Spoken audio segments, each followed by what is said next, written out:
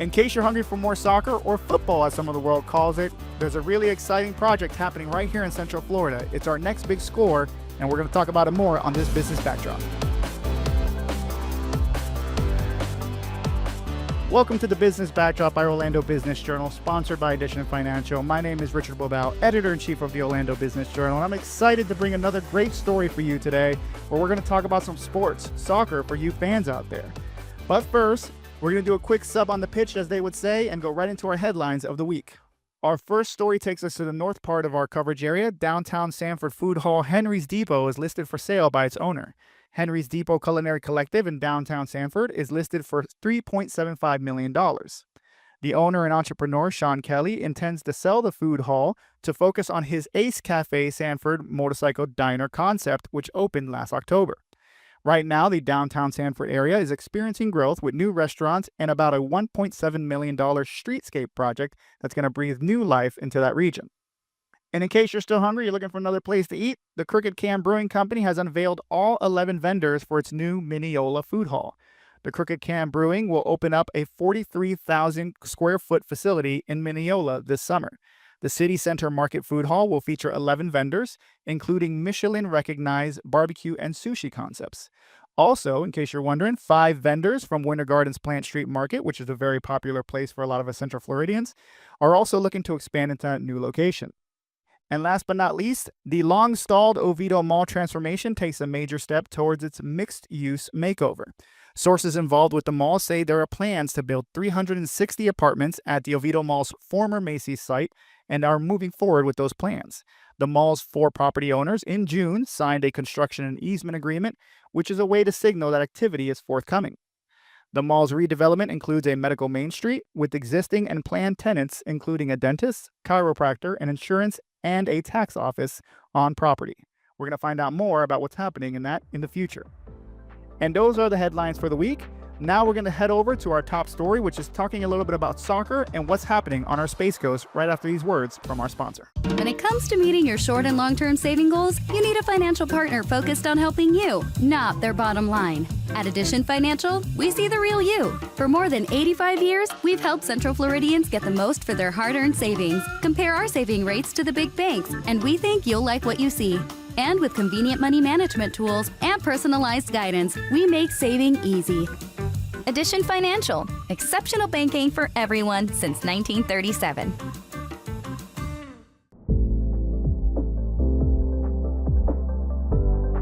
Now we're going to talk about sports and something really exciting. We're in the middle of the World Cup right now. While we're recording this, there are still a couple teams and a couple games to be played out. But when you guys see this, we'll be heading our way towards the finals. And to talk a little bit about soccer and what's happening here in Central Florida, we brought on sports business writer J.C. Carnahan. J.C., thanks for joining on the show. Richard, it's good to see you again, my friend. Thanks for having me on. It's been a while. It is. It's always good to have you. So, J.C., I didn't want to give the viewers too much on this because I want you to kind of elaborate more. There's been really exciting news happening on the Space Coast related to soccer. Can you talk a little bit about what we're seeing going on?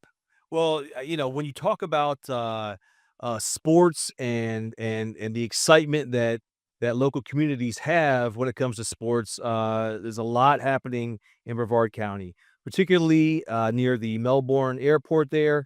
There's land that's going to be the site, vacant land. It's going to be the site of the Space Coast Soccer Stadium. And this was approved. This site was approved to be the site for this group that's going to bring minor league soccer to the Space Coast. There's a lot of exciting things about this particular brand of soccer, and we'll get into that in a moment here. But the one thing that stands out to me, as I've reported on this, is the group that's bringing this soccer team into this area is a group that we are all very familiar with. They're the group, most of them, that helped bring Orlando City to life, the Orlando City Soccer Club. That includes John Bonner. You got head coach Adrian Heath. You've got Phil Rollins, who is part of the Capital Group for this Space Coast project as well. So a lot of familiar names and faces that are playing a role in bringing soccer to the Space Coast. But it even gets more exciting than that. We'll talk about that, I'm sure, as this plays out. So I'm going to go over a couple quick stats I have here with your story right in front of me. We have the project is planned for about 230,000 square feet stadium. with about 55,000 square feet of mixed-use commercial space or mixed-use commercial uses. When you hear something like that, obviously mixed use with a stadium concept, are we seeing more of these types of facilities where they're not just sports alone, that they have kind of a commercial aspect to them? Well, and I think that's if you look at what they wanted to do here in Orlando, I would have to think back in the early 2010s that that's what they wanted was, can we get some sort of, get a great stadium built and then have some retail, restaurant, a destination for fans while the stadium is in use and when it's not in use. But this is the type of concept that no matter where you are building a sports stadium, this is what you want to accomplish. Mhm. We've seen it happen in Atlanta with the baseball stadium there. Places like that where you have some retail options, food and drink establishments in place to make it usable, not just during game days. I talked to Tommy Bonner, who leads the Capital group there for the Space Coast Stadium there. He said that this is going to be a stadium that will be a community asset. It's going to be something that's just not for, 25 to 30 soccer games throughout the year. There'll be other uses for the stadium, and that's where the retail portion of it becomes a big factor. Mhm. When you're talking about the stadium itself too, and again, looking at some of your story here that you wrote for us, seating capacity of about 8,000 with the available expansion of up to 10,000. How does that compare to most soccer stadiums? And my own recollections, I think soccer stadiums are around the smaller ones, maybe around 10,000 seats. So does the 8,000 seat kind of show a little bit about maybe what they're thinking about in terms of attendance wise? Yeah, I mean, I could see that, of course, I don't know for certain, but I could see that being the case. When you look at soccer-specific stadiums, that's where, for an example, the United Football League, the minor league spring football league that, Orlando just had a team that played at the soccer-specific stadium, where I think in Orlando City, what is it, 12,000 or something that it seats. The smaller environments, it kind of it kind of fits into the concept of soccer when you talk about the fans feeling a part of the action. Not being in mammoth stadiums, to where it feels empty, even if you have 8,000 people in it. So yeah, you want to, look, you don't want to build it too big where where it's too big to actually accomplish its purpose, but you also want to have some exclusivity to it to where people are like, hey, eventually, hey, I do need to get a ticket ahead of time to make sure that I'm not left out. And the thing is about this particular the project, the team will play if everything goes as planned in terms of the timing, play starting in 2028 in the USL League, okay? USL is moving into a promotion and relegation system by the year 2028. And what this means, can you imagine? Space Coast team starts out in the third level, Mhm. okay? And there's going to be a situation where they could potentially rise up and be in the running to move up to the second level and then to move up to the first level. That's where the demand for tickets and the excitement Mhm. is going to come into play when it comes to this form of minor league soccer and what it could offer fans. So you alluded to this already about the ownership group and some of the folks behind it. And I think what you just said about, having a system where a tiered system where it can move up, there's always going to be folks out there that are going to say, well, maybe why should I believe in this? Is this going to be a good pitch? Are we going to see this team around for a long time? Now, I guess what I'm getting to is you kind of alluded that the ownership group or the group behind this, the capital group, I'm sorry, kind of has some legs that they're well known in Central Florida. Can you talk a little bit about a little bit more of who they are? Yeah, yeah. I was told when I talked to Tommy Bonner, he was talking about his dad, John Bonner. As I said, Adrian Heath, who was the head coach. Him and Phil Rollins were the ones who basically carried the flag Mhm. to get Orlando City Soccer Club off and running. Tommy told me that they remember how much fun they had when they were getting this all done in the early 2010s to bring Orlando City to life, to see how it grew into being, evolving into a Major League Soccer franchise.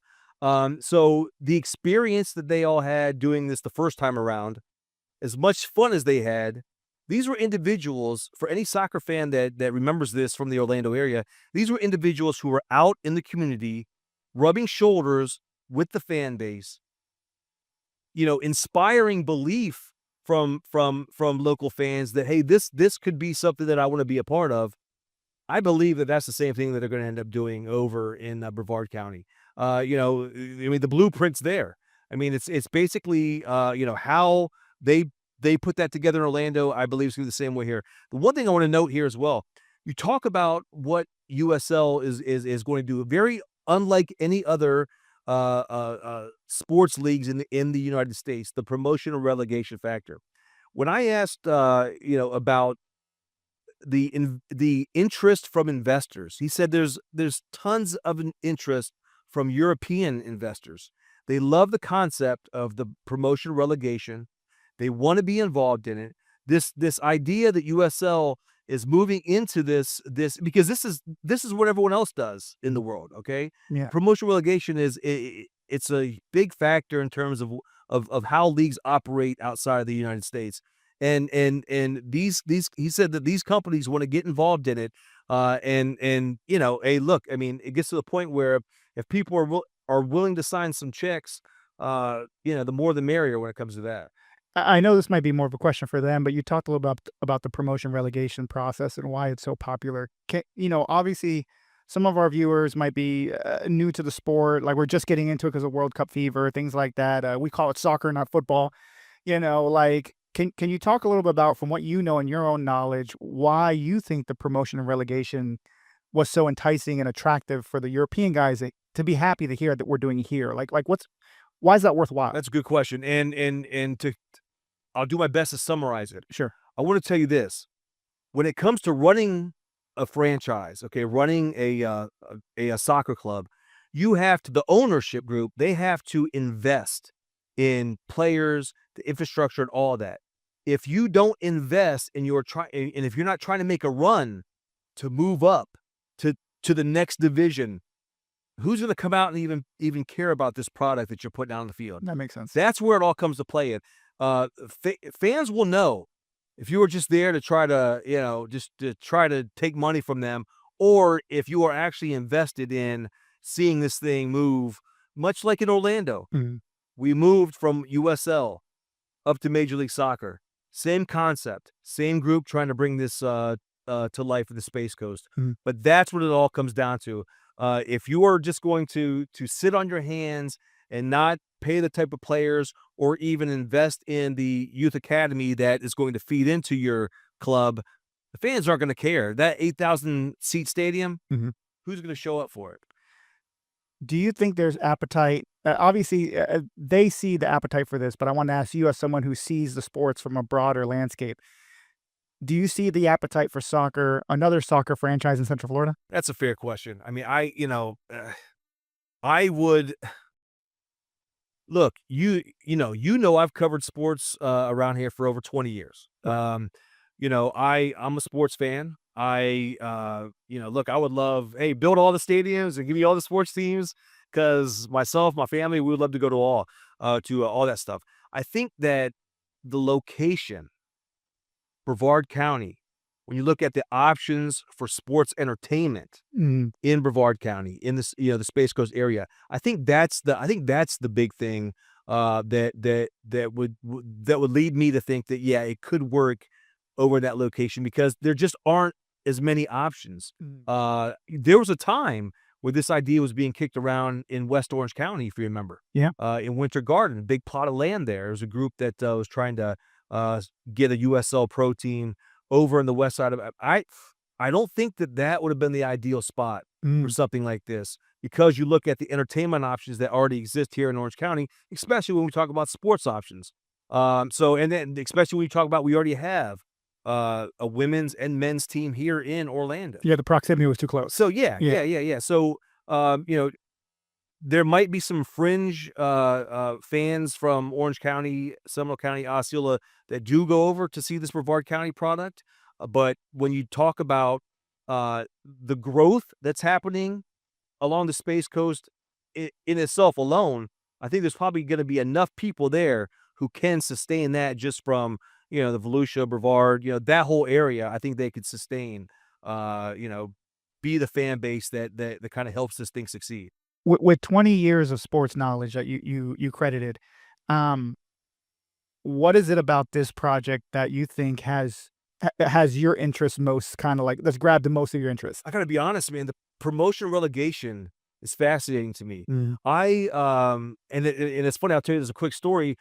Adrian Heath, I had written about him so much. I had written about when Orlando City was, in the USL when they get ready to go to Major League Soccer. I did that for the Orlando Sentinel. I did that for Major League Soccer's website. And I talked to him so much that I didn't at the time have a Premier League team. So because of him, I started rooting for supporting Everton. And now that's not the best way to pick your team, because there were several years recently where Everton was on the verge of being relegated down to the second level. And I sure as heck got up Saturday mornings in those final weeks of the season because I had to watch these matches to just see what the fate was going to be of Everton. So that promotion relegation, whether you're at the top and you have a chance to win a championship, or be a part of these other tournaments, or if you're at the bottom and you might get dropped to the next tier. Yeah. That's been very exciting as a newer soccer fan, globally, I guess. So that's the thing that's got me really excited. And anything else about this project that you're going to closely watch? Well, I want to find out what type of retailers, who are the companies, the restaurant concepts. I want to know who plans to be part of this mixed use part of the project. I want to know more about the development team. I want to know who is going to be identified as the companies to build this stadium, to help kind of bring this thing out of the ground. And now that they have a site, I want to know kind of like, what's the timeline looking like here? Can they get it done and ready to go by 2028? And then for all the soccer fans out there in the Space Coast, we got to find out also, the colors of the franchise. We got to find out the name of the franchise. I think that's another exciting twist to it as well. So a lot to be excited about. And look, the fact that we're bringing some sort of sports product to an area that lacks that right now. Look, man, I'm all for all that kind of stuff to happen. Well, sports writer, Everton lifelong fan, J.C. Carnahan, thank you for sharing your insight on this project. Appreciate it, Richard. Thank you. And we'll be right back after this quick break. When it comes to meeting your short and long-term saving goals, you need a financial partner focused on helping you, not their bottom line. At Addition Financial, we see the real you. For more than 85 years, we've helped Central Floridians get the most for their hard-earned savings. Compare our saving rates to the big banks, and we think you'll like what you see. And with convenient money management tools and personalized guidance, we make saving easy. Addition Financial, exceptional banking for everyone since 1937.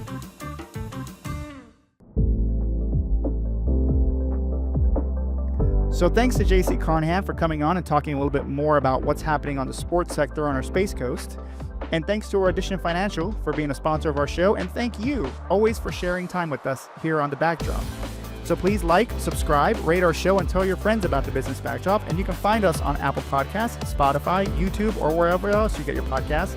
And as always, I'll see you next time.